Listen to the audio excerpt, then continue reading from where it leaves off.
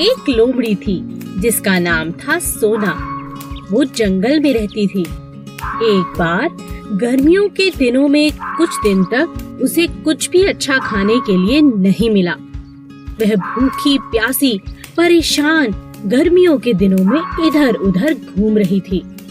वह बीमार थी, इसीलिए शिकार भी नहीं कर पा रही थी, क्योंकि कई दिन से उसे अच्छा भोजन जो नहीं मिला था।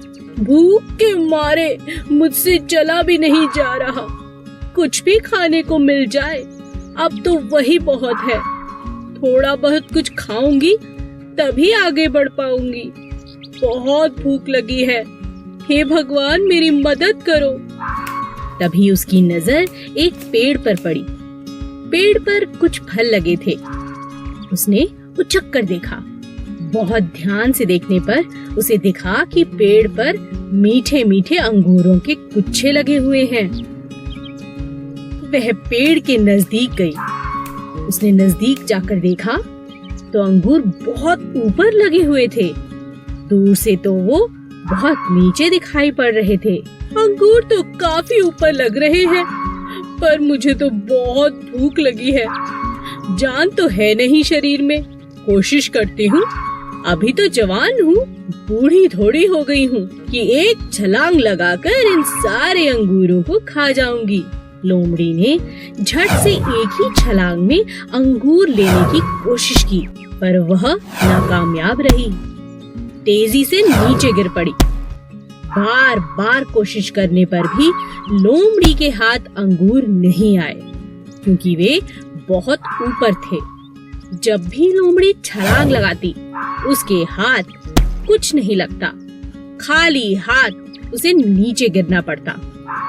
जब बार बार ऐसा होता चला गया तो बेचारी लोमड़ी ने हार मान ली और कहा, ये अंगूर तो मुझे वैसे भी दूर से खट्टे ही लग रहे हैं, इन्हें जाने ही देती हूँ। खट्टे अंगूर खा के क्या फायदा, मैं तो देखते ही समझ गई थी ये खट्टे हैं। लोमड़ी खाली हाथ वहाँ से आगे बढ़ गई खाने की तलाश में, पर वह लगातार यही कहती रही कि ये अंगूर खट्टे थे। एक तालाब में ईना, मीना और डीका नाम की 3 सुंदर मछलियां रहती थीं। वो तीनों आपस में मिलजुल कर रहती थीं, क्योंकि वो तीनों आपस में बहुत प्यार करती थीं, अच्छी दोस्त थीं। एक दिन कुछ मछुआरे उनके तालाब के पास आते हैं और देखते हैं कि तालाब तो रंग बिरंगी सुंदर सुंदर मछलियों से भरा पड़ा है। मछुआरे लालच में आ जाते हैं। वे आपस में बातें करते हैं। दोस्त, यहाँ तो बहुत सारी रंग बिरंगी मछलियाँ हैं। हम कल सुबह ही आकर इनको पकड़ेंगे। हाँ दोस्त, तुम ठीक कहते हो। इतनी सारी बड़ी छोटी प्यारी प्यारी मछलियाँ, अरे मजा आएगा बाजार में बेचने पर। हमें अच्छे दाम मिलेंगे। हा हा हा। ईना, मीना और डीका तीनों मछलियाँ मछुआरों की इन बातों को अच्छे से सुन लेती हैं। कल सुबह तो मछुआरे हमें पकड़ने आ रहे हैं। इस तरह से तो हम सब मर जाएंगे। हमें कुछ करना होगा। वो हमें पकड़े इससे पहले अपने परिवार के साथ यह तालाब छोड़ना होगा, कहीं और जाना होगा, क्योंकि हम सबके लिए इस तालाब में रहना अब खतरे से खाली नहीं है। हम सबकी जान खतरे में है। मैं तुम्हारी बात से सहमत हुई ना। मैं भी तुम्हारे साथ इस तालाब को छोड़कर चली जाना चाहती हूँ। ईना और मीना तालाब छोड़ने के लिए राजी हो जाते हैं, परंतु डीका इस बात से इनकार करती है और कहती है, कुछ मछुआरों की बात सुनकर हम यहाँ से नहीं जा सकते। मेरी तो यही सलाह है कि हमें यहीं रहना चाहिए और हिम्मत के साथ मुसीबत का सामना करना चाहिए। मछलियाँ 2 टोलियों में बट जाती हैं। कुछ इसी तालाब में टिकी रहती हैं, तो कुछ तालाब को छोड़ने की बात करती हैं और कुछ ईना मीना के साथ तालाब को छोड़कर चली जाती हैं। अगले दिन मछुआरे अपनी योजना के मुताबिक तालाब के पास आते हैं और सारी मछलियों को लेकर चले जाते हैं। मुसीबत आने पर हमें समझदारी से काम लेना चाहिए। एक बार एक जंगल में बहुत ही सुंदर हाथी रहता था। उसके सुंदर लंबे लंबे नोकीले और सफेद दांत सभी को बहुत अच्छे लगते थे। हाथी खुद भी अपने दांतों को बहुत पसंद करता था। पानी से उन्हें रोज नहलाता, उन्हें रोज चमकाता। जो भी उसके दांत देखता उसकी बहुत तारीफ करता। एक दिन वो आपस में बात कर रहे थे। दोस्त, ये जो इतना सुंदर हाथी है, क्यों ना इसे आज जाल में फंसाकर इसके दांतों को काट लें। बाजार जाकर बेचेंगे तो अच्छी कीमत मिलेगी। हाँ दोस्त, तुम ठीक कहते हो। चलो जाल बिछाकर हाथी को पकड़ लेते हैं। दोनों शिकारियों को बात करते हुए हाथी के दोस्त खरगोश और लोमड़ी ने सुन लिया। लोमड़ी ने खरगोश से कहा, अरे ये सुना तुमने? खरगोश, हमें कुछ करना होगा। अपने दोस्त हाथी की जान बचानी होगी। हाँ हाँ, क्यों नहीं, चलो हम दोनों शेर के पास चलते हैं। हम दोनों इन दोनों का मुकाबला नहीं कर सकते। जल्दी करो, जल्दी करो। दोनों लोमड़ी और खरगोश भागते हुए राजा शेर के पास पहुंचते हैं और सारी बात बताते हैं। क्या बात है, क्यों आए हो? अच्छा ऐसा, चलो मेरे साथ। लोमड़ी, खरगोश और शेर हाथी की जान बचाने के लिए तुरंत भागने लगे। जैसे ही राजा शेर वहां पहुंचा, उसे देख दोनों के दोनों शिकारी भाग खड़े हुए। चूहे की मदद ली गई और जाल को काट दिया।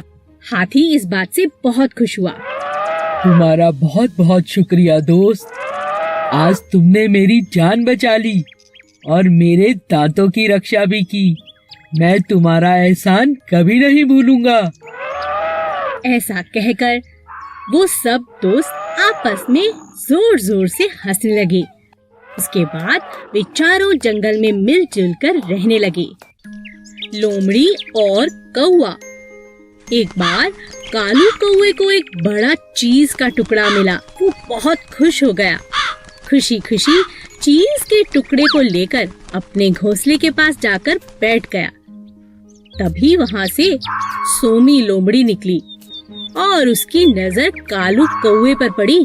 कालू के मुंह में चीज का टुकड़ा देखकर सोमी लोमड़ी के मुंह में पानी आ गया और किसी भी तरह चालाकी से अब वो वह टुकड़ा पाना चाहती थी। तभी उसके दिमाग में एक उपाय आया और उसने कालू से कहा, कालू दोस्त, तुम कैसे हो? अच्छा हुआ तुम मिल गए। मैं बहुत दिनों से तुम्हें ढूंढ रही हूँ। सच, तुम जैसा सुंदर कौवा पूरे जंगल में नहीं है और तुम्हारी सुंदर आवाज सुनने को मेरे कान तरस रहे हैं। तुम कितना मधुर गाते हो, तुम्हारा रंग कितना प्यारा है। तुम बहुत ही अच्छे कौवे हो। तुम्हारा जैसा कौवा पूरे जंगल में नहीं है। मैंने कभी किसी कौवे को इतना अच्छा गाते हुए नहीं सुना। आज तुम कुछ अच्छा सा गाकर मुझे सुना दो प्लीज।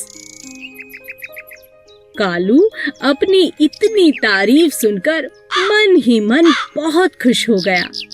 जैसे ही उसने गाने के लिए मुंह को खोला, चीज का टुकड़ा जाकर नीचे गिर गया।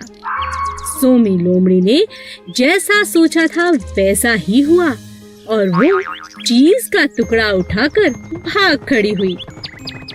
बेचारा कालू। अब कालू को समझ आ गया था कि सोमी लोमड़ी चीज का टुकड़ा पाने के लिए ये सब मन घड़न तारीफ कर रही थी। बेचारा कालू अपने चीज के टुकड़े से हाथ धो बैठा। एक गांव में एक किसान रहता था जो बहुत ही दयालु था। गांव के पास ही एक घना जंगल था जहां बहुत सारे जंगली जानवर रहते थे। इन जंगली जानवरों को पकड़ने के लिए शहर से शिकारी शिकार करने के इरादे से वहां आते थे। एक दिन शिकार के दौरान शेर को शिकारी का तीर लग गया, पर इससे पहले कि शिकारी शेर को पकड़ पाते, वह भागकर किसान के घर के आगे बेहोश होकर गिर पड़ा। किसान ने जब घायल शेर को देखा तो उसने शेर की मरहम पट्टी की और साथ में भोजन भी कराया। कुछ दिन बाद जब शिकारी दोबारा जंगल में आए तो वह उसी शेर को पकड़ने में कामयाब हो गए। हमें शहर तक पहुंचने में 2 दिन लग जाएंगे। शेर तो मांसाहारी होता है, क्यों ना इसे जंगल से कुछ शिकार करके खिला दें। हाँ, ये ठीक रहेगा। तभी शिकारियों की नजर लकड़ियां काटते हुए एक किसान पर पड़ी। यह वही किसान था जिसने शेर की मदद की थी, उसकी जान बचाई थी। शिकारी ने जबरदस्ती किसान को पकड़ा और शेर के पिंजरे में डाल दिया। सुनो शेर, अब यही तुम्हारा भोजन है, इसे खाओ। शेर बहुत गुस्से में था और भूखा भी, लेकिन जैसे ही वह किसान के पास पहुंचा, उसने किसान को पहचान लिया और उसे चाटने लगा। एक इंसान और जानवर की ऐसी अद्भुत दोस्ती देखकर शिकारी हैरान रह गए और उन्होंने उन दोनों को आजाद कर दिया। अच्छे कर्म का फल हमेशा अच्छा होता है। समझदार बकरी। बहुत समय पहले एक जंगल में एक मगड़ू नाम का भेड़िया रहता था। वह काफी दिनों से जंगल में पानी तलाश रहा था। पानी ना मिलने से उसकी हालत बिगड़ती जा रही थी। न जाने मुझे कब पानी मिलेगा और कितना चलना पड़ेगा। अब भी अगर पानी ना मिला तो मैं पक्का मर जाऊंगा। हे भगवान, कुछ मदद करो। थोड़ी देर में आगे चलकर उसे एक कुआं दिखाई देता है। कुआं देख मगड़ू बहुत खुश हो जाता है। वह पूरे जोश के साथ कुएं के पास पहुंचता है और उसमें छलांग लगा देता है। मगड़ू को पानी के साथ साथ एक बकरी भी दिखाई देती है। मगड़ू अब और भी ज्यादा खुश हो जाता है। अरे वाह, मुझे तो पानी के साथ साथ खाना भी मिल गया। बकरी मगड़ू को देखकर डर जाती है। वह सोचने लगती है कहीं भेड़िया उसे मारकर खा न जाए। मगड़ू पानी पीने लगता है। आहा, कितना मीठा पानी है, मजा आ गया। मगड़ू पानी पीकर बहुत खुश हो जाता है। जब वह पानी पीने के बाद कुएं को ध्यान से देखता है तो वह चिंता में पड़ जाता है। कुआं बहुत ज्यादा गहरा था। हे भगवान, मैंने ये क्या किया? मैंने तो सोचा ही नहीं कि कुएं से बाहर कैसे निकलूंगा। मगड़ू कुएं से निकलने के लिए छलांग लगाता है, मगर कुछ फायदा नहीं होता। थक हार कर वह डरी और सहमी हुई बकरी को देखता है और सोचता है, अरे मैं तो भूल ही गया, पहले इस बकरी को खा लेता हूँ। कुएं से बाहर निकलने की तरकीब तो बाद में भी सोच लूंगा। बकरी अपनी जान बचाने के लिए भेड़िए से कहती है, भेड़िए भैया, क्या तुम मुझे खाने वाले हो? और नहीं तो क्या, कोई बेवकूफ ही तुम्हारे ऐसे स्वादिष्ट भोजन को छोड़ेगा। वो तो ठीक है, मगर मेरे पास इस कुएं से निकलने के लिए एक तरकीब भी है भेड़िए भाई। मैं तुम्हारी मदद करना चाहती हूँ, सच में। नहीं तो रात में तुम भी यहीं ठंड से मर जाओगे, जैसे मैं ठंड में थी पूरी रात यहाँ। कैसी तरकीब, बताओ। भेड़िए भाई, मुझे बहुत प्यास लगी थी, इसीलिए मैं जल्दबाजी में कुएं में कूद गई थी। बाद में मुझे समझ आया कि यह कुआं बहुत ही गहरा है। बहुत समय यहाँ बिताने के बाद मैं समझ पाई हूँ कि यहाँ से निकलने के लिए मुझे किसी की आवश्यकता है, तभी मैं यहाँ से बाहर निकल सकती हूँ। अगर तुमने मुझे खा लिया तो तुम भी अकेले पड़ जाओगे और फिर तुम्हें भी किसी की सहायता पड़ेगी बाहर निकलने के लिए। मैं चाहती हूँ कि तुम मेरी पीठ पर चढ़कर छलांग लगा दो और बाहर चले जाओ। बाद में मुझे रस्सी डालकर बाहर निकाल लेना। मगरू ने सोचा, यह बकरी बात तो सही कह रही है। अगर इसे खा लिया तो बाहर कैसे निकलूंगा? और वैसे भी इसे तो मैं बाहर निकाल कर भी खा सकता हूँ। तुम सही कह रही हो, हम एक दूसरे की मदद से ही बाहर निकल सकते हैं। बकरी पैर को दीवार से टिका लेती है। मगरू पूरी ताकत के साथ कुएं से छलांग लगा देता है। कुएं से बाहर आकर मगरू बकरी के लिए रस्सी का इंतजाम करता है और रस्सी डालकर बकरी को भी बाहर निकाल लेता है। जैसे ही मगरू बकरी को खाने के लिए आगे बढ़ता है, चालाक बकरी कहती है, तुम्हारा बहुत बहुत शुक्रिया भेड़िया भाई। तुमने मुझे खाने की जगह मेरी बात मान हम दोनों की जान बचा ली। आप बहुत अच्छे और दयावान भी हो। आप मुझे खा सकते थे, परंतु आपने ऐसा नहीं किया। मगरू को बकरी की बात सुनकर बहुत अच्छा लगा। जाने अनजाने में उसने किसी की मदद जो की थी। शुक्रिया तो मुझे तुम्हारा करना चाहिए, लेकिन इससे पहले मेरी नीयत बदले तुम यहाँ से चली जाओ, क्योंकि मैं तुम्हें अभी भी खा सकता हूँ। इस कहानी से हमें शिक्षा मिलती है कि हमें मुसीबत के समय घबराना नहीं चाहिए।